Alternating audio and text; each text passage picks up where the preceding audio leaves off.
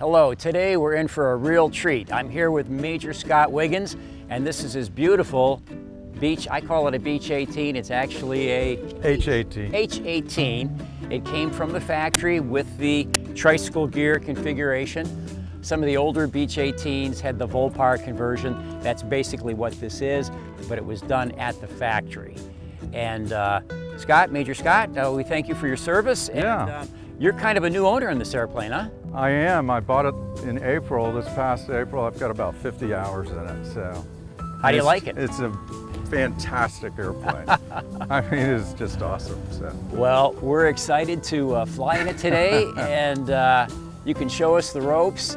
These are the Twin Beeches are one of my favorite planes, and we talked about how they started building them in 1930. I believe it was 1937. 1937, and they built this airplane all the way up into the 60s, right? Late 60s. I think it was 69 when they stopped production. Well, this is a beautiful bird, and you told me it's got a little history. The Brazilian Airlines. Well, it went to the Brazilian Air Force. Brazilian Air Force. So it was new from the Beech factory in 1964. And the Brazilian Air Force bought it, and it stayed in Brazil for, 20, 30 years. So the Brazilian Air Force eventually retired it, and it stayed in Brazil with private owners. And it went back to Florida about 1995. And it's pretty low airframe time. You said it's in 3,500 hours. That's amazing. So, That's yeah. amazing. And I did a quick walk around here. It looks to be in amazing shape. I know you just did an annual inspection, and let's take it for a flight. Okay. This will be fun. Good. Yeah.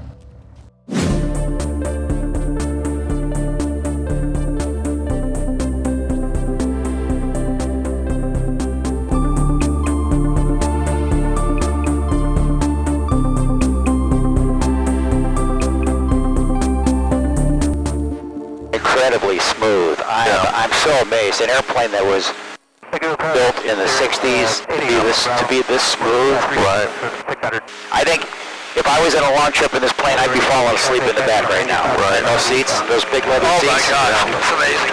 Well, there's no autopilot, so that would be kind of difficult. But, well, I mean, if somebody else was flying. Right. So you've got this MFD here. Yep. That's an MX-20. Yeah, it's older generation. Right. I mean, this was a great year 2000 package. Oh yeah, right. And that's when it was put in. So, and I learned to fly on the old steam gauges, so I'm very comfortable with those. So I don't really have any plans to do a glass cockpit. Right. No, the steam gauges work good for this plane. Yeah, and they stay in the period, somewhat. No, I wouldn't touch a thing.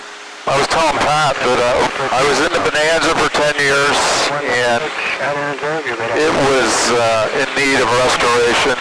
And I had to replace the prop, generator, starter, a lot of stuff. And you'd think, okay, I'm going to do this, and it's going to be right, and then something else goes. It really just needed to go in the shop for a restoration. So anyway, I sold that last year, and I was looking for something different,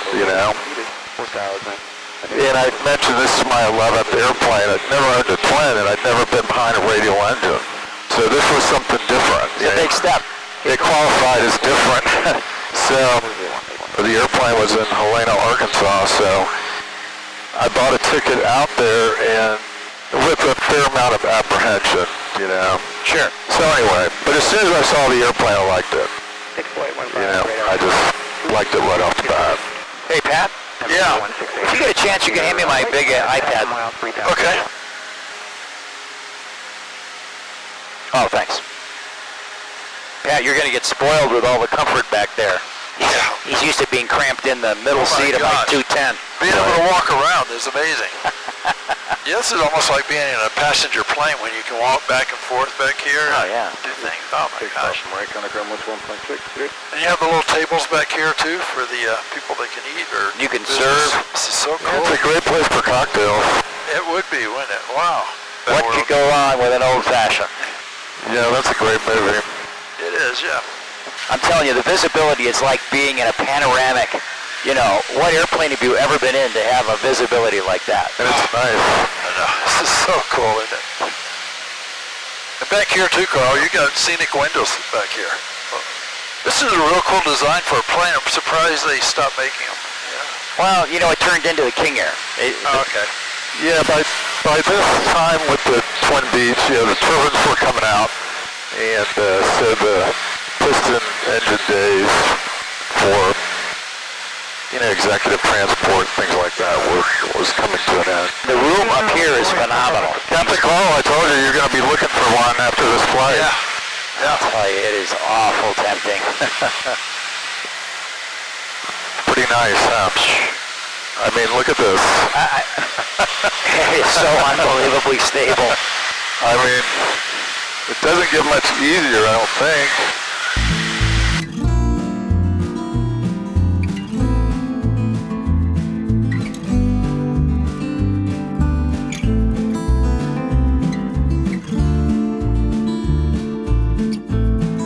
You bought this thing before you flew it? Yes. Wow.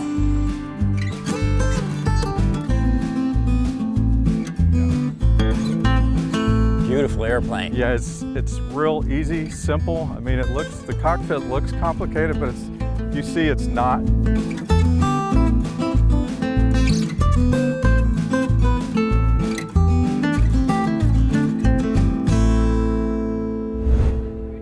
So when I went in the Marine Corps and went to flight school, I went to helicopters. So we started off in the T-34C for primary. So you do that, and you get through the basics. You do a little bit of everything, aerobatics, formation, and then you select what you want to fly, and really they select for you. So I got helicopters, and we started in the Bell Jet Ranger. So you said that you upgraded to jets in the Marine Corps? Yeah, And, wow, I never heard of that. That's pretty unusual. never happens. Yeah. It was after Desert Storm, and when the airlines are hiring, you guys take all the military pilots, right? So the airlines were hiring, so a lot of people left. So the Marine Corps said, you helicopter guys, if you want to transition to jets, send us a package, which is a resume. So I was probably one of about 50 guys. Huh. They got the nod for that. Did you ever have to train in like a carrier landing? Yep, you do that. The Marines go to Navy flight school, so you do the whole thing. So every landing is a simulated carrier landing. Wow. As soon as you start, they have what they call a carrier box painted on the runway. And then they have the Fresnel lens, the ball, on the side of the runway. Every flight, when you come back to the field, you'll fly the ball, That's great. and they'll grade your landings. And then later, close to finishing in the T2, you go through a carrier qualification phase. So they give you, I think it was about 11 FCLPs, field carrier landing practice flights. So you have an LSO on the runway, and he's grading, every pass. So, and if you're performing normally, then you go to the ship. How was that first takeoff off the carrier, the jet? Yeah. Well, I mean, it's a rush, I'll bet. I mean, zero, the end speed for a T2 wasn't all that high. I don't remember what it was, but, let's say 0 to 110 knots or something, or in 2 seconds. So you pull some G's, Wow. But that's easy. It's the landing. It's all about the landing, and you'll be in a flight. We went out from Beeville in a flight of 4 and met the ship in the Gulf of Mexico. And there's an instructor in the lead plane, but the rest of you are solo. And he takes you out to the ship and sets you up for the break. And you come in for the break, and you do a 3-second break. The instructor will break, and then the number 2 will wait 3 seconds, and then he'll break. You come around, and they'll give you 2 touch and goes to see how you do. Oh, they do touch and goes, huh? Yeah, they give you 2 touch and goes to see if you're going to be. if everything looks good. Otherwise, send you back to land. Right. And if it looks good, they'll tell you hook down. So the air boss will tell you on your next pass, make it hook down, you know, so you do the same thing.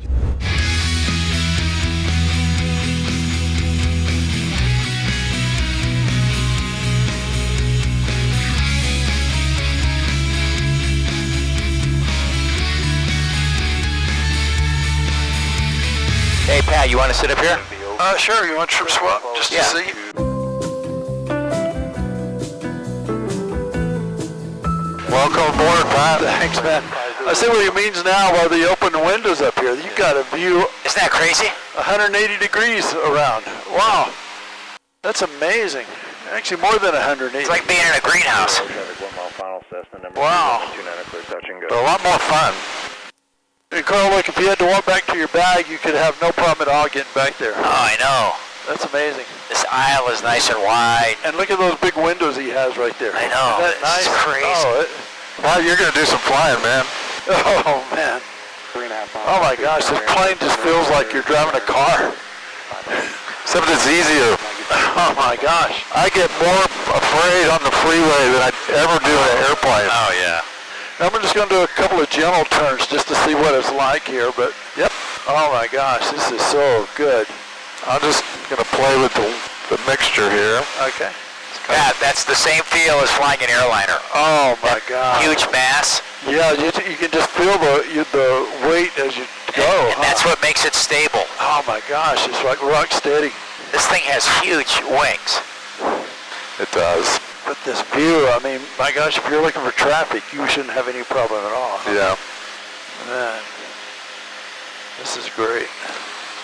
It's just a real joy to fly. It is, isn't it? I can tell just in the moment. I mean, Yeah. well, I've never flown a plane like this. Yeah.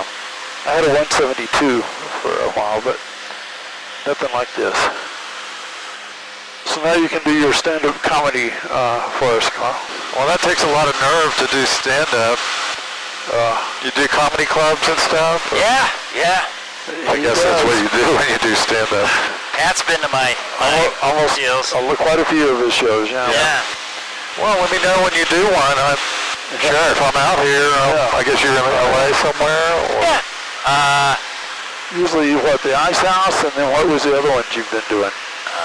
There's a new club that I went to the other day. It's called the Comedy Chateau.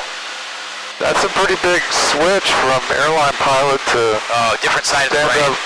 comic. Different side of the brain. Yeah, I see traffic at the top of the hill there. You see him, the white wings? I think we're going to overtake Yeah, it. he's not traffic for us, but just one guy out there. But it's so easy to see traffic with this airplane with the windows like this. I know. This is amazing. We can switch back now, Carl, if you want. So you want to do All right. for landing. Sure. Perfect. Are you heading out? Yeah, I'm going to head to the back. Nice seeing you, Pat.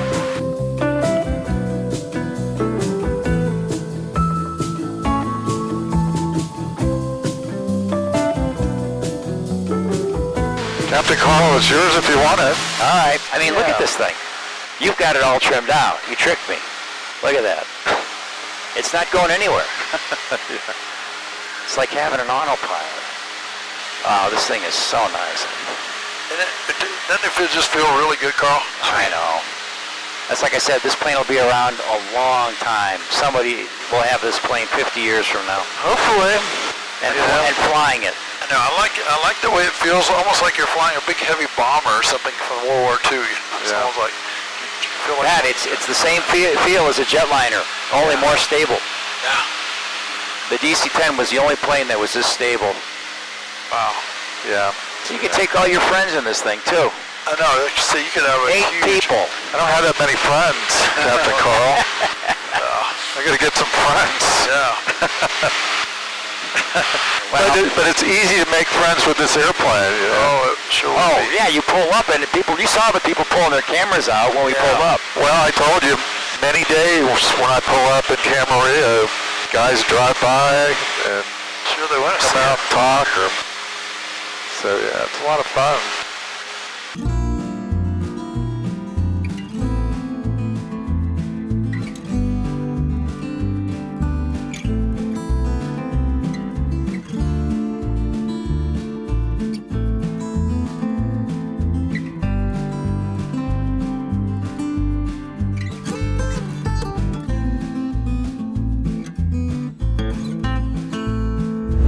All right, we're here with Major Scott Wiggins. We just finished flying this beautiful airplane, the Beechcraft H18. And Scott, thank you so much. Yeah. It was a pleasure. Captain Carl, it's not for sale. Well, I'll tell you, I would steal it. I'm going to steal it. I'm not going to buy it. I'm going to steal it. It's out here.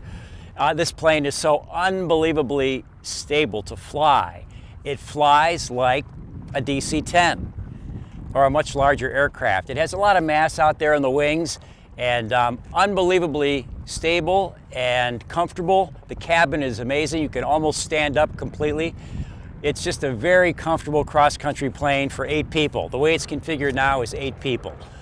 And Scott, thanks again for today, and we look forward to flying with you again. Right, and you saw it really flies itself, you know. It does. I'm just there to ride. You know, I just enjoy the ride. It's got so much window space up there. The visibility is unbelievable. You've got a 180-degree view and quite a bit of a good view down below and up above. It's an amazing aircraft. It's well ahead of its time for when it was built, I think. Right. And this plane will be around for a long time to come. Thanks so much for watching our channel. Please subscribe, and we'll see you next time.